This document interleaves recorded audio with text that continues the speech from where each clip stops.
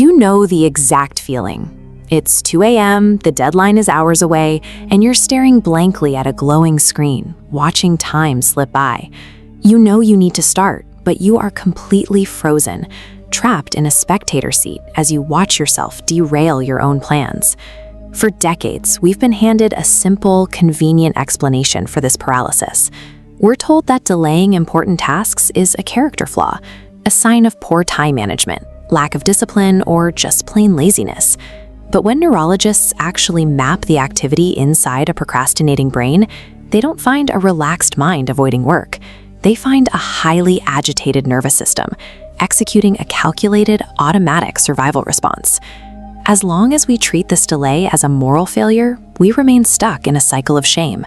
To actually break the loop, we have to look past the symptom and diagnose the biological glitch that has actively hijacked our rational thought.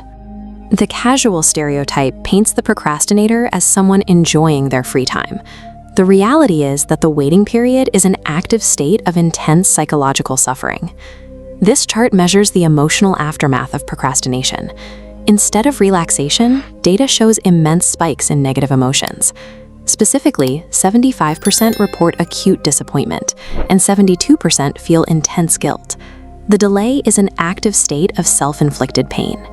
In these moments, your nervous system is on high alert. The relief of avoiding the work quickly evaporates, replaced by a compounding, inescapable wave of stress as the deadline inches closer. We trade the temporary discomfort of starting right now for the guaranteed psychological agony of regret tomorrow. The prefrontal cortex is the rational architect of your brain.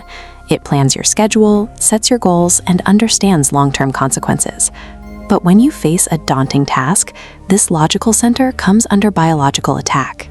Neurologists call this the amygdala hijack. The amygdala, your brain's primitive fear center, detects the stress of the impending work and violently overrides your forward-thinking logic. When patients are scanned in these clinical environments, the scans reveal a severe evolutionary glitch.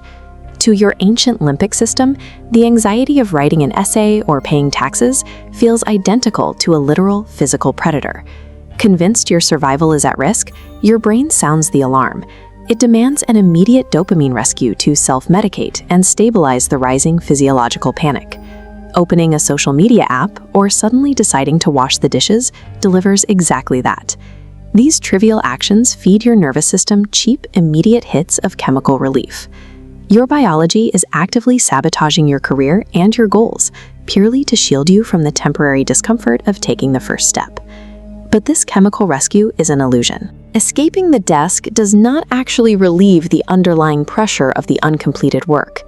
This lingering stress is driven by the Zeigarnik effect, a psychological law dictating that human memory retains uncompleted tasks significantly better than finished ones.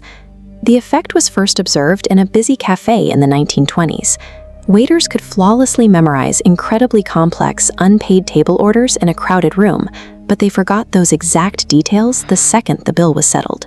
Because your task remains unfinished, it creates a constant, haunting cognitive background noise. It sits in the back of your mind, draining your mental energy, even when you are miles away from the project. When these unfinished goals refuse to leave your mind, they turn every hour of rest into an act of guilt. This perpetual state of not doing is what eventually settles into your identity, eroding your self-esteem and keeping the paralysis loop intact. So, how do you negotiate with a hostage taker that lives inside your own skull? You cannot reason with the amygdala using logic or willpower.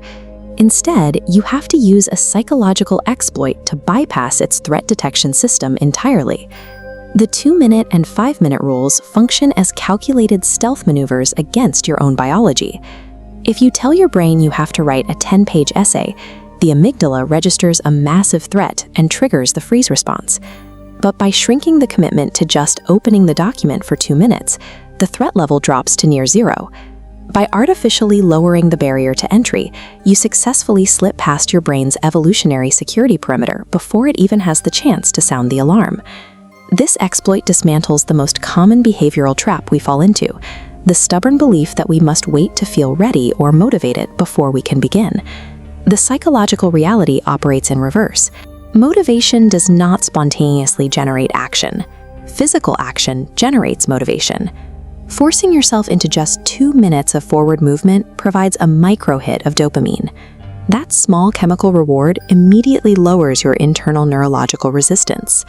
This tiny spark of momentum physically alters your brain chemistry, transforming what felt like an infinite, paralyzing mountain into a single, manageable step. Waiting for inspiration is a losing game.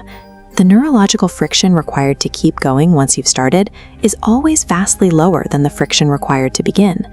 The 2-minute rule focuses on mastering the skill of showing up, standardizing the behavior before you attempt to optimize the result. When you take the smallest possible action, you prove to yourself that you can follow through.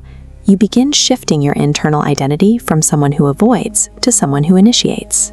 Every time you bypass that freeze response, you are casting a definitive vote for the exact identity you want to build. This paralysis is the result of a biological machine failing to trigger its ignition sequence. Stop waiting for the fear to disappear. Trick your brain into taking the first tiny step. Let the momentum take over.